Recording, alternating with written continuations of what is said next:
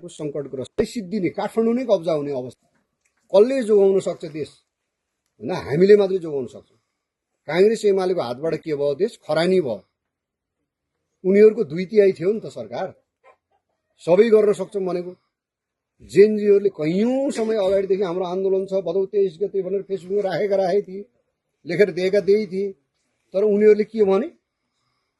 उनीहरूले चाहिँ त्यो जेएनजीले केही पनि गर्न सक्दैन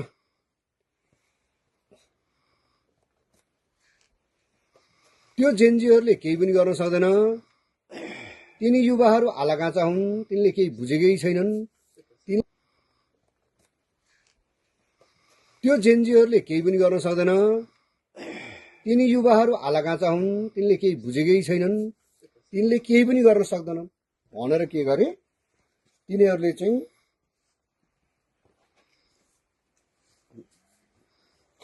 चाहिँ युवाहरूलाई हेपे काङ्ग्रेस एमालेले 2/3 भएको कारणले के भने जनताले भनेको हामी सुन्न पर्दैन जनतालाई हेप्ने कुरा भयो हैन जेएनजी मुभमेन्टको एक दिन हो कि 2 दिन अगाडि मात्रै जुन मन्त्रीको गाडीले चाहिँ बच्चालाई ठक्कर दिएको थियो पल्टाएको थियो बाटोमा प्रत्यक्ष भिडियो हुन आउँदै गाडीले छोएको मात्रै हो नाटक गरेका हुन् भन्नेसम्मको कुरा गरे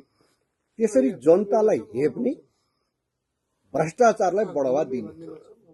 हरेक विषयलाई चाहिँ हरेक ठाउँमा अरबौं अरबको भ्रष्टाचार गर्ने भ्रष्टाचारलाई बढावा दिने नीति कार्यक्रम बनाउने अनि चाहिँ अरब अरब रुपियाँ दियो भने चाहिँ के गर्ने जस्तै अपराधी पनि छुटुने अपराधबाट मुक्त हुने वातावरण काङ्ग्रेस एमालेको सरकारले गरायो 2/3 भएपछि जे पनि गर्न सकिन्छ जे पनि हुन्छ भन्ने वातावरण भयो काङ्ग्रेसकै एकजना मान्छेले चाहिँ 13-14 करोड रुपियाँ खाछ धनराज गुरुङ भन्ने उपाध्यक्ष भएको मान्छेले तर उनीहरूले के गरे श्रीमान श्रीमतीको नक्कली डिभोर्सको कागज बनाएर सहकारीबाट उसलाई उन्मुक्ति भयो के कागज गरे लेखेर उसले केही पनि गर्न परेन अर्को एमालेको नेताले पनि श्रीमतीको चाहिँ सहकारीमा 13-14 करोड अपचलन गरेको अदालतमा गए 10 लाख रुपियाँ धरोटी भयो 1 घण्टा पनि हिरासत बस्नु परेन मुक्त भयो तर रवि लामिछाने भन्ने मान्छेलाई के गराए दर्जनौं जिल्लामा मुद्दा हालेर रातारात हिँडाल्ने रातारात दुराउने एक प्रकारको ज्यादती जस्तो एउटाले चाहिँ 12-15 करोड खाँदाखेरि पनि जेल नेल भोग्न नपर्ने किन काङ्ग्रेस भयो अर्कोले 14-15 करोड खाँदाखेरि केही गर्न नपर्ने किन एमाले भएको हुनाले सत्तामा भएको हुनाले त्यो अर्को रवि लामिछाने भन्ने मान्छेलाई चाहिँ दर्जनौं जिल्ला डुलाउने किन सत्ताको विरोध गरेको कारणले भ्रष्टाचारको विरोध गरेको कारणले यस्तो बनायो उनीहरूले देशलाई कि सत्ताको समर्थन गरेपछि करोडौं अरबौं भ्रष्टाचार गरे पनि हुने सत्ताको विरोध गर्ने जो कोहीलाई जेल हाल्ने जो कोहीलाई प्रतिशोध सान्ने गरेपछि त्यस्तो के भयो असन्तुष्टि बढ्दै गएर त्यो जेएनजी आन्दोलनको रूपमा विस्फोट भयो त्यसो भएको हुनाले अहिलेको यो निर्वाचन चाहिँ भ्रष्टाचार विरुद्धको सङ्घर्ष पनि हो मुलुकले खरबौं 3 खरब 4 खरबको चाहिँ कृषिजन्य वस्तु आयात गर्नुपर्छ नेपालमा अनि जहाँका लाखौं लाख युवाहरू हरेक वर्ष चाहिँ विदेश चाहिँ निर्यात गर्ने सरकारको कार्यक्रम नै लाखौं युवाहरूलाई विदेश निर्यात गर्ने जुन बन्छ त्यस्तो देशमा चाहिँ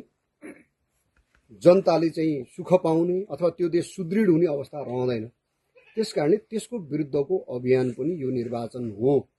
त्यसकारणले यो कुन उम्मेदवारले जित्छ र कुन पार्टीले जित्छ को हार्छ भन्ने कुरासँग मात्रै सम्बन्धित छैन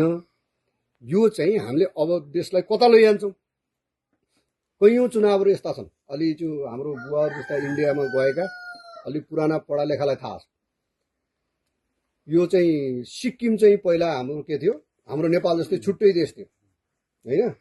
त्यहाँ बकाइदा चुनाव गरेर चुनाव जितेर त्यहाँको लेन्डुप दोर्जे भन्ने मान्छे सिक्किमको प्रधानमन्त्री भएर त्यो सिक्किम देशलाई भारतमा मिलाएर अनि चाहिँ प्रधानमन्त्रीबाट मुख्यमन्त्री भयो के त्यो मान्छे त्यो के भयो भारतको 22औं स्टेट भयो चुनावबाट बकाइदा एउटा गोली नचलेर एउटा मान्छे नमरिकन एउटा देश चाहिँ के भयो विलीन भयो चुनाव यस्ता पनि हुन्छन्। चुनावबाटै हो युक्रेनमा अहिले जे भइरहेको छ। नयाँ राष्ट्रपति आइसकेपछि युक्रेन जस्तो एउटा चाहिँ युरोपको विकसित मुलुक संसारबाट भरबाट त्यहाँ डक्टर पढ्न जान्छन् मान्छे, युनिभर्सिटीमा इन्जिनियरिङ पढ्न जान्छन्। नेपालबाट पनि गएका थिए। संसारभर त्यहाँबाट गहुँ निर्यात हुन्छ, तोरीको तेल निर्यात हुन्छ, सूर्यमुखीको तेल निर्यात हुन्छ। रुस र युक्रेनको लडाइँ हुँदाखेरि यहाँ चाउचाउको मूल्य बढाएको थियो। कतिजनालाई थाहा पाउनु त्यो, किनभने त्यहाँबाट गहुँ आउँदो रहेछ नेपालमा, हामीलाई थाहा थिएन। त्यस्तो देश आज के छ? अन्धकारमा छ। हाम्रो भन्दा धेरै माथि छ, चिसो छ। बम हानेर इलेक्ट्रिसिटी सबै डाउन गरिदिएको छ रुसले। अँध्यारोमा हिउँमा जमेर बसेका छन् मान्छे। उसमा चाहिँ तल जमिन मुनि बेसमेन्टमा बसेका छन्। लाखौं युक्रेनीहरू अहिले पोल्यान्डमा, जर्मनीमा, फ्रान्समा, बेलायतमा संसारभर हुँदै माग्दै हिँडेका छन्। संसारको चाहिँ 32 वटा देशले युक्रेनलाई दिएन, गोला बारुद रसद पानी दिएन भने 1 घण्टाभित्रमा युक्रेन सरेन्डर गर्ने अवस्था हुन्छ। किन? चुनावबाट त्यस्तो मान्छे आयो त्यहाँ राष्ट्रपति, जसले अनावश्यक युद्धमा देशलाई होम्यो। चुनावबाटै त्यस्तो डरलाग्दा खेल पनि हुन्छन्।